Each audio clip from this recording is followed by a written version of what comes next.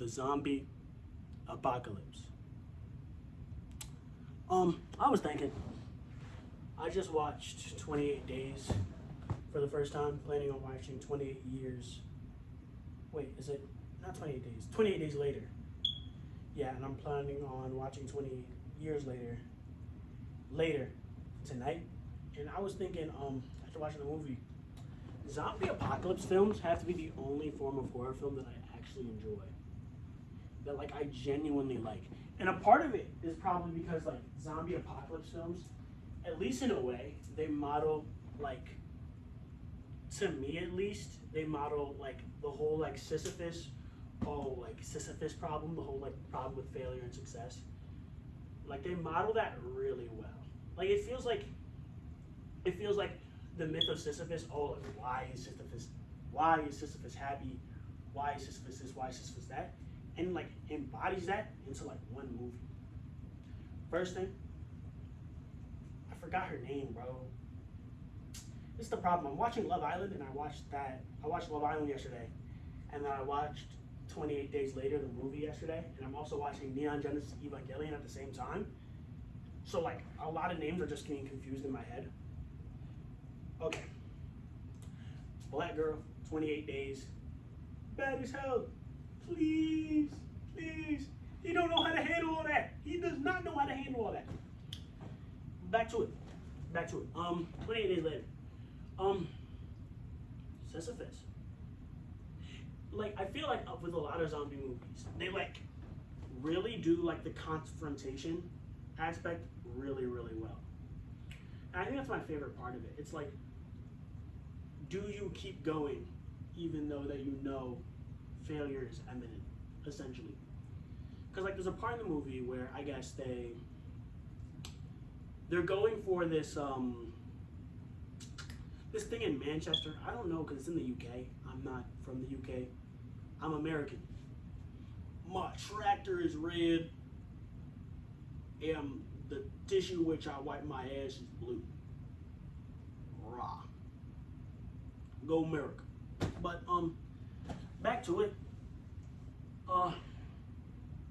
They're going for this blockade in Manchester where they think essentially a bunch of resources are, and they meet a father and their daughter on their way there. And essentially, when they get to Manchester, after like a really long while, they get to Manchester, they're like, and the daughter was talking about this when they were, because it's the main character. Oh, let me reset because y'all don't even understand what the movie right now. But y'all probably watched it. Main character, bad black girl, who's the side character. And then we meet two other characters, which is a father and a daughter. Father says he wants to go to Manchester. The rest of the group's like, nah, bro. The black girl's talking about, nah, I don't want to die. We can just stay here. We already got a big group. We should be fine. Because big groups kind of like indicate higher levels of survival. Dang, I cannot speak. But at the end of the day, they end up going to Manchester because the little girl's like, either we stay here and die or we go there and die. Which is like the first place where I really want to talk about Sisyphus problem. Is like, do you keep pushing this boulder or do you like let the boulder go? Because either way it's death, but at least there's hope of life, I guess, if you keep pushing it. And they get to Manchester. I'm just going to skip the whole like under railroad scene. They get to Manchester. The father's crashing out because he really thought there was going to be something there. As far as they can see, there's nothing there. Father starts crashing out. He's pretty much giving up. And he goes to hit a fence with a crow on it, and the crow drops a piece of zombie blood into his eye. Dog. He starts to transform. He tells his daughter, I love you. And he tells her to back up. He starts to transform. Like, he understands that he's about to die. He's like, shit, I'm going to die, bro. Like, you can tell him, he's like, I love you. I never told you that. And he starts to transform. And as soon as he transforms fully, the military men shoot, bro. They were there the entire time. It just took them a while to pull up to where they were meeting. Like, I assume they have, like, regiments. So, like, they were just going to check if anybody showed up to the blockade, essentially. And it's like, you're on the precipice of success and you fail? Like that? You know what? I'm gonna segue. Tyrese Halliburton.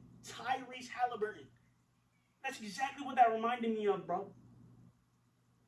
NBA Finals. You're on the final day. 9 points in 7 minutes.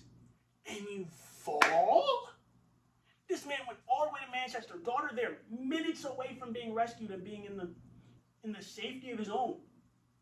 And he just crashes out. Like, bro, that hurts. That hurts. Oh my goodness. That hurts. It hurts me. It hurts me. Oh my goodness. Back to it. So you would think, oh, they've won, right? They've succeeded. They got it. You know, they're in this place that's supposedly supposed to have the cure. They're supposed to be good, right? Get there. The commander of the army's in shambles, bro. They have a zombie chained up. Literally one of the only black cast members they have for the army. They decided to put him as the chained up zombie. As God originally motivated. But anyway, essentially, the commander promised his little like cadet thingies. I'm not using the right terms already. He promised the soldiers women. That was what held them out. And so when they get there, he's like, yeah. My phone died, but back to what I was saying. Yeah, he promised them women. He promised them essentially a whole bunch of women, and that's what held him out. And so when they get there with their little girl and their grown woman, he's like, yeah, the women can't leave, bro. No, can't leave. We're gonna have to do some. Yeah, no, I'm not even gonna try that because, like, why would you like? It's just a crazy thing to promise somebody else's autonomy, but crazy. But again, back to it later. So, like, was their success even success? Like, or was it still fair? I feel like that's what the zombie movies really like epitomize. It's like this hill is infinite, and so like even when you think you've gotten to the top, there's still more hill. So like when they think they're safe, they think they're okay, they think they're fine, they think they've reached it to military safety, they realize, yeah, no, that shit ain't safe. Nothing's safe. And this happened. This is a very like big trope in zombie movies, which I love it. I love this trope in zombie movies actually. I love the fact that they can like this happened in The Walking Dead too. Like they get to that one facility where like bro's supposed to have the cure, and he's like, yeah, there's no cure. Yeah, there's no cure. This facility's actually gonna blow up in like 5 hours. Yeah. It's like, and then they have to like come to the fact like, would you rather blow up a facility or go out there and still fight it? And I love that. I love that trope for zombie movies because it like a lot of people say zombie movies are played out, but I feel like a good zombie film has to be long for it to really go through, because that's the entire point of a zombie movie. It's like the Sisyphus question on steroids. It's like, because of the fact you're dying, you don't know what will happen after your death, and it's kind of like going with that. It's like a Sisyphus question with like actual downside. Like if you don't push it, you're gonna die. But if you keep pushing it, you're gonna die anyway. So do you like cling on to like this sliver of hope? I love it so much for that. Like, I guess it's look at contemplation to say it. 1 second. Its take on contemplation of failure is one of my favorite things to look at. And also it's mirage of success, like the way it portrays like the mirage of success and like how there never really is success. Success is really just less failure. Think about that, chat. Success is really just less failure. Because like, I like zombie movies because it makes me think about this. There's a couple other things that makes me think about this. I was in high school like a couple of weeks ago. Y'all should know that from my first video. But I did high jump. High jump also made me like question that failure aspect. It's like even when I cleared a bar, it was like I just failed less than last time. Great job. Curve still wasn't perfect. But anyway, I feel like zombie movies really make you confront this because even when they get into a better situation, the situation ended up going to shit anyway. So it was really just less failure for them. It was really just like they were in a better situation for a little bit, like they failed a little bit less. They didn't die. It's so crazy because they think it's always because it's like the inevitability of the zombies almost mirrors itself to the inevitability of failure, and I love it so much. I love it so much. Like every time I watch a zombie movie, I have to like contemplate myself about my own life and my own failures, and I kind of just have to realize that shit's gonna happen. It's gonna happen. Like the zombies are literally infinite and they're flooding through. Like zombies are literally this infinite force, and I feel like it's such a beautiful thing to look at, like the dynamic of success and failure. And I love how zombie movies encapsulate it. Which is also why I hate when zombie movies start giving motherfuckers immortality and immunity to zombies. I hate that shit. I hate that shit. I hate that shit with my life. I cannot speak. That's just how much hatred is in my heart for that shit. Y'all don't understand. I hate when they give them the ability of the zombies. Talking about, oh, this person's like anime tends to do this a lot, but I'd assume there'd be a movie out there where a movie out there when it does this. Again, I haven't finished The Walking Dead. I stopped I stopped at season 6. I stopped after like the prison arc, low key. I stopped at the prison arc. I was like, man, I'm done with this shit. To be honest, I stopped shows like halfway through, so like I might go back to The Walking Dead, depending. But back to it, bro. I hate when they start giving motherfuckers immunity to zombies because it makes it like it just makes the whole story pointless, bro. Like the whole like aspect of like failure. Will we survive? Will we actually be safe here?